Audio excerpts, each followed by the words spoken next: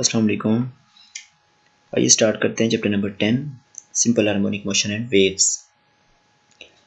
Welcome to all students. सबसे पहले हम बात करेंगे सिंपल हार्मोनिक मोशन की। सिंपल हार्मोनिक मोशन को डिफाइन करने के लिए वाइब्रेटरी मोशन, किसी भी बॉडी की वाइब्रेटरी मोशन क्या होती है, टू एंड फ्रो और back and forth motion of a body about its mean position is called vibratory motion. Previous class में हमने डिस्कस किया था टाइप्स ऑफ मोशन में कि किसी भी बॉडी की अपनी मीन पोजीशन में टू एंड फ्रो और बैक एंड फोर्थ मोशन को हम वाइब्रेटरी मोशन का नाम देते हैं। इसी से टर्म वाइब्रेशन है। वाइब्रेशन को भी हम लोग ऐसे ही डिफाइन करते हैं, to and fro and back and forth motion. आज हम लोग वाइब्रेशन की एक टाइप जिसका नाम ऑसिलेशन है उसके बारे में पढ़ेंगे, और जो मेन टॉपिक है वो सिंपल हार्मोनिक मोशन का है। ये भी एक वाइब्रेटरी मोशन की ही टाइप है, और ऐसे सिस्टम जो सिंपल हार्मोनिक मोशन को एग्जीक्यूट करते हैं उनके बारे में जानेंगे, और लास्ट पे characteristics of simple harmonic motion पढ़ेंगे। हाफ टॉपिक का हिस्सा आज के लेक्चर में शामिल है। सबसे पहले हम आते हैं डेफिनेशन पे। किसी भी बॉडी की ऐसी मोशन जिसको हम नाम देते हैं सिंपल हार्मोनिक मोशन का, वो क्या होती है? occur when net force is directly proportional to displacement from the mean position and is always directed toward the mean position। दो पार्ट हैं डेफिनेशन के। किसी बॉडी की एक ऐसी मोशन जिसमें लगने वाली नेट फोर्स मीन पोजीशन से उस बॉडी के डिस्प्लेसमेंट के डायरेक्टली प्रोपोर्शनल होगी, और हमेशा उस नेट फोर्स की डायरेक्शन मीन पोजीशन की तरफ होगी। रिपीट करता हूँ, लगने वाली नेट फोर्स डिस्प्लेसमेंट जो कवर हो रहा है बॉडी के डिस्प्लेसमेंट के डायरेक्टली प्रोपोर्शनल होगी, और मीन पोजीशन और हमेशा क्या होती है, इस नेट फोर्स की डायरेक्शन मीन पोजीशन की तरफ होगी। दूसरी डेफिनेशन इसी की सिंपल हार्मोनिक मोशन की है। Such vibratory motion of a body in which displacement in which acceleration is directly proportional to displacement of the body from the mean position and is always directed toward the mean position। किसी body की ऐसी vibratory motion जिसमें acceleration की direction, जिसमें जो acceleration है वो हमेशा डायरेक्टली प्रोपोर्शनल होगा डिस्प्लेसमेंट के, और इस एक्सेलरेशन की डायरेक्शन हमेशा मीन पोजीशन की तरफ होगी। ये सेकंड वन डेफिनेशन ज़्यादा वैलिड है। किसी बॉडी की एक ऐसी वाइब्रेटरी मोशन जिसमें एक्सेलरेशन डिस्प्लेसमेंट के डायरेक्टली प्रोपोर्शनल होगा, और एक्सेलरेशन की डायरेक्शन हमेशा मीन पोजीशन की तरफ होगी। आज इस सेक्शन में हम लोग कुछ सिस्टम के बारे में पढ़ेंगे, ऐसी बॉडी या ऐसा सिस्टम जो सिंपल हार्मोनिक मोशन को एग्जीक्यूट करता है, उसी को एक्सप्लेन करेंगे। फर्स्ट सिस्टम आप शामिल होगा the motion of mass attached to the spring placed on horizontal surface. ये एक बॉडी की एक ऐसी मोशन है जिसको स्प्रिंग के साथ अटैच किया गया है और उसको हॉरिजॉन्टल सरफेस के ऊपर रखा गया है। और दूसरा और तीसरा सिस्टम है ball in a ball system, motion of the bob attached to the string. आज हम सिर्फ फर्स्ट सिस्टम को ही एक्सप्लेन करेंगे, इसका हाफ पार्ट। एप्लीकेशन है mass spring system. Mass spring system क्या चीज़ है?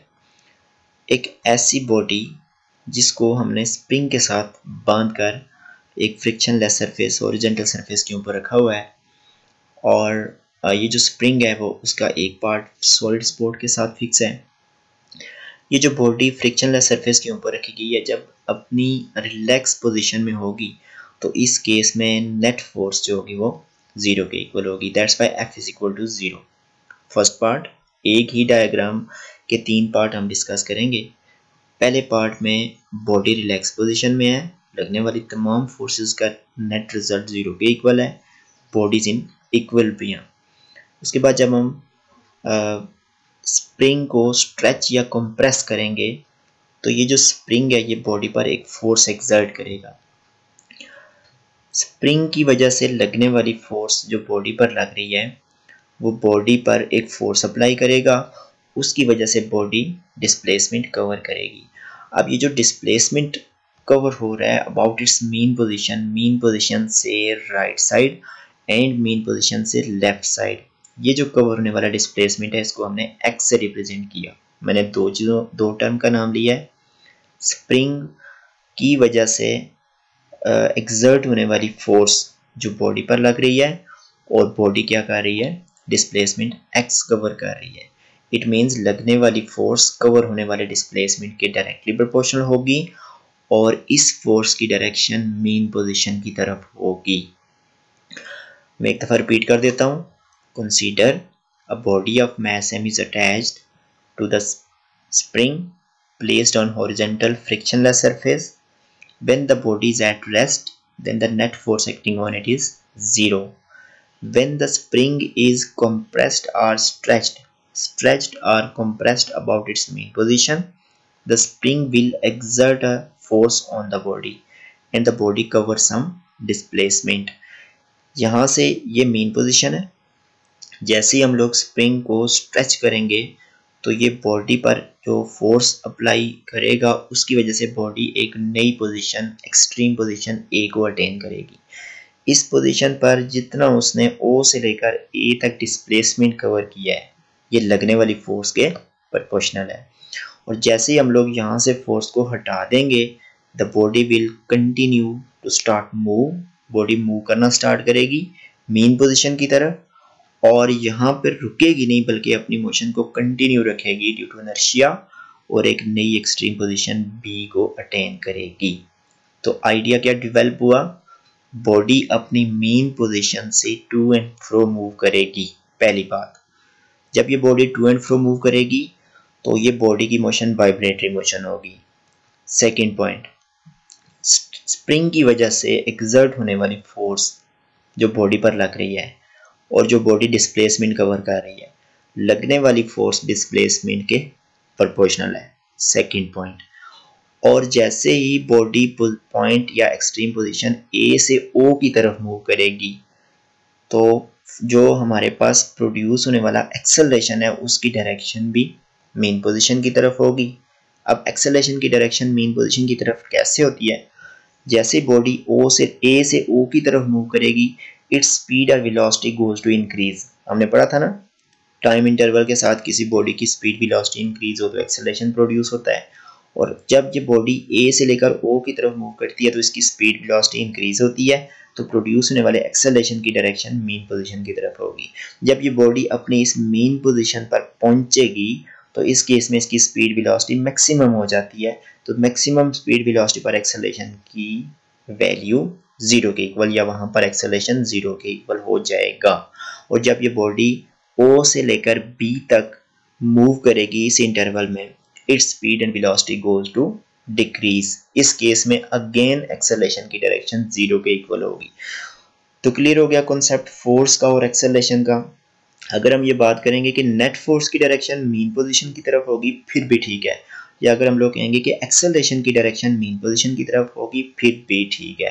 तो 3 पॉइंट हो गए, एक तो बॉडी की वाइब्रेटरी मोशन है, दूसरा जो लगने वाली अप्लाइड फोर्स है वो कवर होने वाले डिस्प्लेसमेंट के डायरेक्टली प्रोपोर्शनल है, और तीसरा फोर्स की या एक्सेलरेशन की डायरेक्शन हमेशा मेन पोजीशन की तरफ है। इन 3 पॉइंट को आपने अपने माइंड में याद रखना है, फिर हम लोग नेक्स्ट लेक्चर में इसको एक्सप्लेन करेंगे। वंस अगेन मैं इसको रिपीट करता हूँ। हम फर्ज करेंगे एक बॉडी जिसका कोई मास है उसको स्प्रिंग के साथ बांधकर फ्रिक्शनलेस हॉरिजॉन्टल सरफेस के ऊपर प्लेस किया गया है। पहले केस में बॉडी रेस्ट पे है, नेट फोर्स 0 के इक्वल है। जैसे ही हम लोग स्प्रिंग को स्ट्रेच करते हैं तो ये स्प्रिंग बॉडी पर फोर्स एक्सर्ट करेगा, बॉडी डिस्प्लेसमेंट कवर करेगी फोर्स के लगने की वजह से, फोर्स के लगने की वजह से कवर होने वाला डिस्प्लेसमेंट प्रोपोर्शनल होगा, बॉडी एक एक्सट्रीम पोजीशन ए को अटेन करेगी।